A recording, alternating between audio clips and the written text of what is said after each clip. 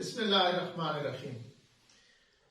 Dear students, welcome to my YouTube channel, Digital House of Knowledge. We are discussing about cost of goods manufactured and sold statement. So far we have attempted question number 1 and question number 2. Question number 1 का lecture भी channel पे मौजूद है। उसमें हमने applied FOH के साथ cost of goods manufactured and sold statement को डिजाइन किया था। फिर हमने क्वेश्चन नंबर 2 अटेम्प्ट किया जिसमें एक्चुअल एफओएच के साथ हम लोगों ने क्वेश्चन अटेम्प्ट किया। आज हम क्वेश्चन नंबर 3 अटेम्प्ट करने जा रहे हैं और अभी आपको स्क्रीन पे क्वेश्चन नंबर 3 की स्टेटमेंट दिखाई दे रही होगी। बेसिकली क्वेश्चन 3 में क्या इश्यू है, क्वेश्चन नंबर 3 में ये बात बताई जा रही है कि अगर स्टूडेंट्स को डेटा ऐसा दिया जाए कि जिसमें अप्लाइड रेट भी एफओएच का दिया गया हो, एक्चुअल एफओएच का डेटा भी दिया गया हो, तो फिर उन्होंने इस सिचुएशन को कैसे हैंडल करना है। इस सिलसिले में मैं ये अर्ज करूंगा कि आपने सबसे पहले अप्लाइड एफओएच के साथ क्वेश्चन को अटेम्प्ट करना होगा।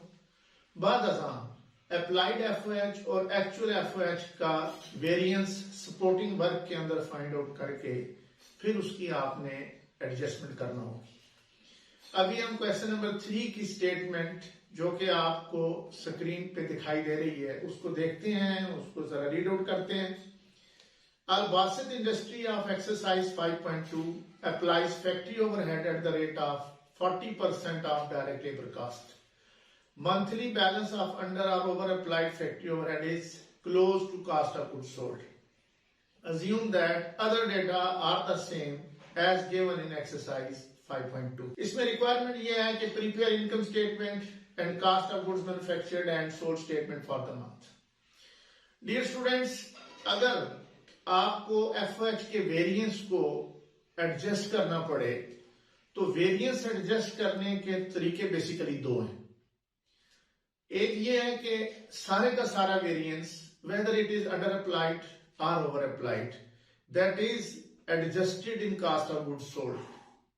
और दूसरा प्रोसीजर ये है, दूसरा तरीका ये है कि वो जो वेरिएंस है खा वो अंडर अप्लाइड है या ओवर अप्लाइड है, उस वेरिएंस को एंटायर प्रोडक्शन पे डिस्ट्रीब्यूट किया जाता है। बट इन दिस क्वेश्चन हम इस वेरिएंस को कास्ट ऑफ गुड्स सोल्ड पे एडजस्ट करेंगे जैसे कि क्वेश्चन में हमें कहा गया है, जो इंस्ट्रक्शन दी गई है। मगर आने वाली एक्सरसाइजेस में हम एक एक्सरसाइज ऐसी इंशाल्लाह जरूर देखेंगे जिसमें वेरिएंस को एंटायर प्रोडक्शन पे चार्ज किया जाएगा। क्वेश्चन नंबर 2 का डेटा मेरे पिछले जो मेरा लेक्चर है उसके अंदर अगरचे मौजूद है, लेकिन अभी आपको मैं क्वेश्चन नंबर 2 का डेटा भी स्क्रीन पे दिखा रहा हूं। ये देखिए क्वेश्चन नंबर 2 में ये कहा गया है कि during the month March 2021 Al-Basit industry purchases materials of 2,05,000 out of which materials of ₹5,000 are returned to supplier. Salaries and wages for the month include direct labor 1,20,000. Factory overhead cost for the month is as under: depreciation of plant and machinery, fire insurance, indirect labor, power, heat and light, tool expenses, repair and maintenance of plant and machinery, miscellaneous manufacturing cost. अब देखिए depreciation of plant and machinery से लेकर miscellaneous manufacturing cast तक के जितने items दिए गए हैं ये आइटम एक्चुअल एफओएच के हैं, जबकि इससे पहले आपने क्वेश्चन 3 की स्टेटमेंट में एफओएच का अप्लाइड रेट भी देख लिया हुआ है।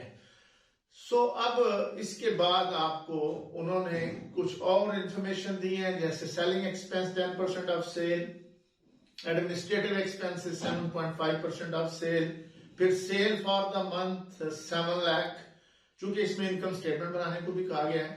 अब cost of inventories is as under. अब हम यहां पे देखते हैं जो है अगली स्लाइड पे कि हमें क्लोजिंग और ओपनिंग इन्वेंट्रीज, मटेरियल्स की, वर्क इन प्रोसेस की, फिनिश्ड गुड्स की हमें दी हुई हैं और हमें कहा जा रहा है कि आप इनकम स्टेटमेंट और cost of goods manufactured and sold statement को डिजाइन करें। ये क्वेश्चन सारा रीड आउट कर दिया गया, डेटा आपके माइंड में है। आप now you are in a position to attempt this question. और क्वेश्चन अटेम्प्ट करते वक्त जिस चीज का आप ख्याल रखेंगे वो ये कि दिए गए डेटा के अंदर FOH की दोनों वैल्यूज मौजूद हैं। आई मीन टू से अप्लाइड वैल्यू भी और एक्चुअल वैल्यू भी। और अभी मैंने थोड़ी देर पहले क्या किया था, अगर आपको याद हो तो मैंने ये कहा था कि आप अप्लाइड FOH के साथ पहले क्वेश्चन अटेम्प्ट करेंगे। जब अप्लाइड FOH के साथ आप क्वेश्चन अटेम्प्ट करेंगे तो आपके पास cost of goods sold at normal की वैल्यू आ जाएगी। फिर आप सपोर्टिंग वर्क में जाएंगे और वहां जाके आप एक्चुअल FOH और अप्लाइड FOH का कंपैरिजन करके जो भी चेंज इनमें है, आई मीन वेरिएंस जो भी इनमें है, उस वेरिएंस को आप कास्ट ऑफ गुड्स सोल्ड में एडजस्ट करेंगे। तो आइए देखते हैं क्वेश्चन को कैसे अटेम्प्ट किया जाता है। Okay dear students, question read out कर लिया था हमने और डेटा सारा देख लिया था। अब हम इसको अटेम्प्ट करने की तरफ आते हैं। Once again I would like to say कि सेम फॉर्मेट फॉलो किया जाएगा जो कि हमने पिछली एक्सरसाइज में फॉलो किया। हम स्टेटमेंट के ऊपर 3 लाइनों की हेडिंग दिया करते हैं। पहली लाइन में हम कंपनी का नाम लिखते हैं। इस क्वेश्चन में कंपनी का नाम अलबासित इंडस्ट्री है। दूसरी लाइन में हम उस स्टेटमेंट का नाम लिखा करते हैं जो स्टेटमेंट हम डिजाइन कर रहे हैं। स्टेटमेंट का नाम cost of goods manufactured and sold statement है। और तीसरी लाइन में हम वो टाइम पीरियड मेंशन किया करते हैं जिस टाइम पीरियड के लिए ये स्टेटमेंट बनाई जा रही है। तो इस क्वेश्चन के अंदर टाइम पीरियड मेंशन है for the year ending March 31, 2021।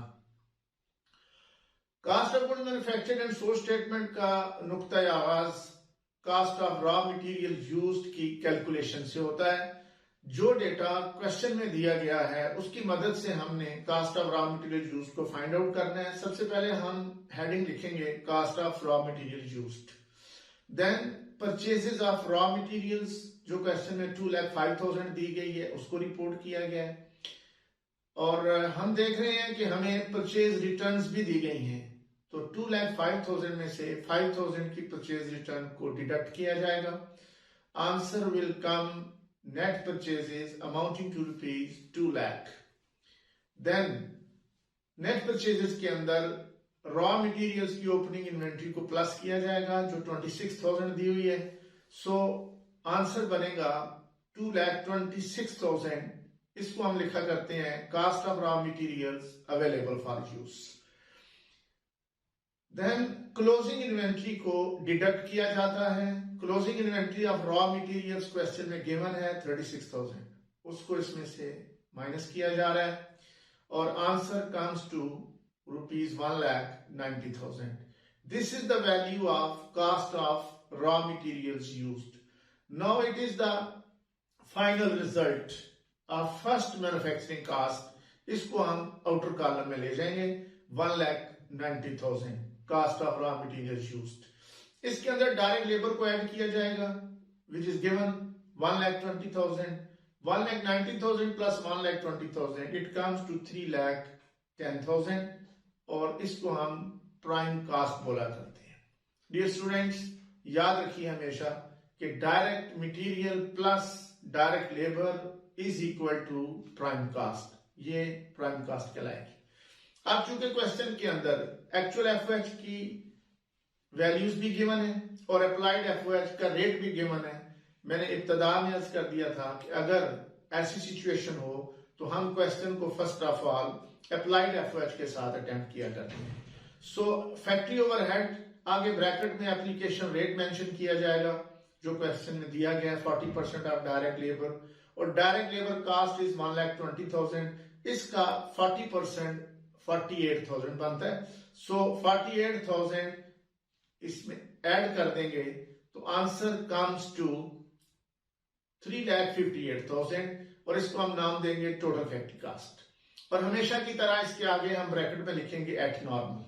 Eight normal is an indicator जो इंडिकेट करता है कि इस टोटल फैक्ट्री कास्ट के अंदर FOH की एक्चुअल वैल्यू नहीं है बल्कि अप्लाइड रेट इस्तेमाल किया गया है। Cost of goods manufactured statement का फॉर्मेट अब तक आपको याद हो चुका होगा। इससे अगला स्टेप टोटल फैक्ट्री कास्ट के अंदर वर्क इन प्रोसेस की ओपनिंग इन्वेंट्री को ऐड किया जाता है। ओपनिंग इन्वेंट्री की वैल्यू क्वेश्चन में गिवन है, that is 24,000। 3,58,000 plus 24,000 comes to 3,82,000। इसके लिए हम स्टेटमेंट लिखा करते हैं cost to be accounted for. मैंने पिछले क्वेश्चन में भी यस किया था कि इसकी बजाय आप total cost of work in process भी लिख सकते हैं, मगर cost to be accounted for भी लिखा जा सकता है। इसमें से आप closing inventory work in process की माइनस करेंगे 16,000, तो आंसर बनेगा 3,66,000। इसको कास्ट ऑफ गुड्स मैन्युफैक्चर्ड कहा जाएगा। अगेन इसके सामने ब्रैकेट में एट नॉर्मल मेंशन किया जाएगा। अब आपका cost of goods manufactured and sold statement का पहला हिस्सा कास्ट ऑफ गुड्स मैन्युफैक्चर्ड की हद तक कंप्लीट हो चुका। इससे आगे बढ़ते हुए हम चूंकि कास्ट ऑफ गुड्स सोल्ड निकालना चाहते हैं, तो उसके लिए हम कास्ट ऑफ गुड्स मैन्युफैक्चर्ड के अंदर ओपनिंग इन्वेंट्री फिनिश्ड गुड्स की ऐड करेंगे, जो क्वेश्चन में दे रखी है 1,20,000, और ये जब इसमें ऐड होगी तो आंसर बनेगा 4,86,000। इसको cost of goods available for sale कहेंगे। और cost of goods available for sale में से हम closing inventory of finished goods को माइनस करेंगे, जो क्वेश्चन में वैल्यू गिवन है 1,12,000। Answer comes to 3,74,000। इस 3,74,000 को हम कास्ट ऑफ गुड्स सोल्ड लिखेंगे, ब्रैकेट में एट नॉर्मल मेंशन करेंगे। नो डियर स्टूडेंट्स, अब इस क्वेश्चन के अंदर वो इंपॉर्टेंट पॉइंट आने को है जिसकी खातिर इस क्वेश्चन को डिजाइन किया गया है, और वो है adjustment of FOH variance. Cost of goods sold at normal आपने कैलकुलेट कर ली, जो 3,74,000 बनती है। I would like to remind you people once again कि क्वेश्चन नंबर 1 अप्लाइड एफओएच के साथ किया गया था, क्वेश्चन नंबर 2 एक्चुअल एफओएच के साथ किया गया था, क्वेश्चन नंबर 3 इस वक्त जो हम अटेम्प्ट कर रहे हैं ये दोनों के साथ है। तो अब हम सपोर्टिंग वर्क में जाने को हैं, वहां जाके देखते हैं कि अप्लाइड एफओएच और एक्चुअल एफओएच में कितना वेरिएंस, कितनी चेंज, कितना डिफरेंस पाया जाता है, और उस सपोर्टिंग वर्क से दोबारा वापस फिर हम यहाँ पे आएंगे और उस वेरिएंस की एडजस्टमेंट यहाँ पे करेंगे। So we come to over supporting work, जो कि आपको स्लाइड पे शो हो रहा है। सपोर्टिंग वर्क में हम सबसे पहले हेडिंग देते हैं जी एक्चुअल फैक्ट्री ओवरहेड की, और एक्चुअल फैक्ट्री ओवरहेड के आइटम क्वेश्चन के अंदर गिवन है depreciation of plant and machinery 7,000, fire insurance 8,000, indirect labour 5,000, power, heat and light 4,000, tool expenses 3,000, repair and maintenance of plant and machinery 12,000, miscellaneous manufacturing cost 5,000। इन सब का total किया जाए तो it comes to 44,000। that is the total amount of total actual FOH। अब इसको हम compare करते हैं उस अप्लाइड एफओएच के साथ जो हमने क्वेश्चन में अप्लाई कर रखा है। आपको याद होगा कि 40% of direct labour cost application का रेट दिया गया था, जो 48,000 अप्लाइड एफओएच आया था। अब अप्लाइड एफओएच 48,000 लिखते हैं। अब इन दोनों का डिफरेंस देखते हैं कि डिफरेंस कितना है। Difference comes to 4,000।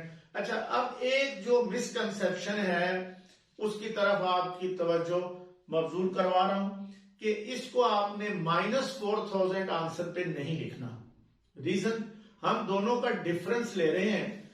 It makes no difference, आप चाहे पहले अप्लाइड एफओएच लिख लें, चाहे आप पहले एक्चुअल एफओएच जो है लिख लें। देखना यह है कि एक्चुअल कितना था, अप्लाई कितना किया गया। अगर अप्लाई आपने ज्यादा किया है और एक्चुअल खर्चे कम थे, जैसे इस क्वेश्चन के अंदर है, तो डिफरेंस हुआ आप कहेंगे over applied FOH. But if the situation is reversed कि आपके एक्चुअल ज्यादा हो जाते हैं, यानी अगर एक्चुअल अखराजात आपके 52,000 हो जाते और अप्लाई आपने किए हुए थे 48,000, तो फिर ये जो 4,000 का डिफरेंस आता उसको आप कहते थे कि ये अंडर अप्लाइड है। So once again I would like to explain it कि एक्चुअल एफओएच अगर कम है, अप्लाई ज्यादा किए हुए हैं, तो डिफरेंस को आप ओवर अप्लाइड कहेंगे, और अगर एक्चुअल ज्यादा है, अप्लाई कम किए गए हैं, तो डिफरेंस को आप अंडर अप्लाइड कहेंगे। अब अगर ये ओवर अप्लाइड है तो हम दोबारा जाएंगे वापस अपनी cost of goods sold statement के अंदर और उसमें से ओवर अप्लाइड को माइनस कर देंगे, क्योंकि ये एक्सपेंस ज्यादा अप्लाई हो गया है।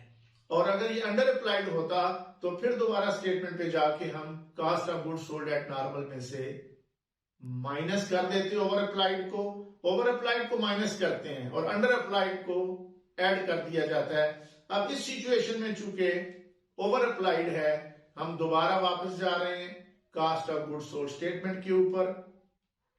हम दोबारा वापस आ गए cost of goods sold statement में और इसमें cost of goods sold at normal 3,74,000 मौजूद, इसमें हम ओवर अप्लाइड को माइनस कर देंगे, दैट इज 4,000।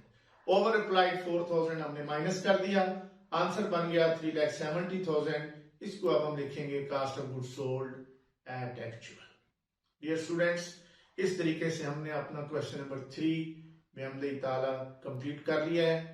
और इसके साथ मैं अगेन कहना चाहूंगा, जो मैं हमेशा कहता हूं, कि ये न्यूमेरिकल कोर्स है, प्लीज प्रैक्टिस कीजिए, मेरे नोट्स की हेल्प लिए बगैर इस क्वेश्चन को जरूर अटेम्प्ट कीजिए और अगेन एंड अगेन अटेम्प्ट कीजिए। आप जितनी प्रैक्टिस करेंगे उतनी आपकी फ्लुएंसी आएगी, because you people need speed as well as accuracy. और स्पीड और एक्यूरेसी उसी सूरत में आएगी अगर आप क्वेश्चंस को बार बार अटेम्प्ट करेंगे। और आज के दिन में एक और चीज आपको अर्ज करना चाहूंगा कि इस एक्सरसाइज के हर क्वेश्चन के एंड पे एक आपको इंफॉर्मेशन दी गई है कि इस क्वेश्चन के रेलेवेंट इलिस्ट्रेशन भी किताब के अंदर चैप्टर में मौजूद है, तो उसका सोल्यूशन भी वहां पे मौजूद है। लेकिन प्लीज बगैर सोल्यूशन देखे आप इसकी इलिस्ट्रेशन को भी अटेम्प्ट कीजिए, इस क्वेश्चन नंबर 3 को भी लाजमन रिवाइज कीजिए।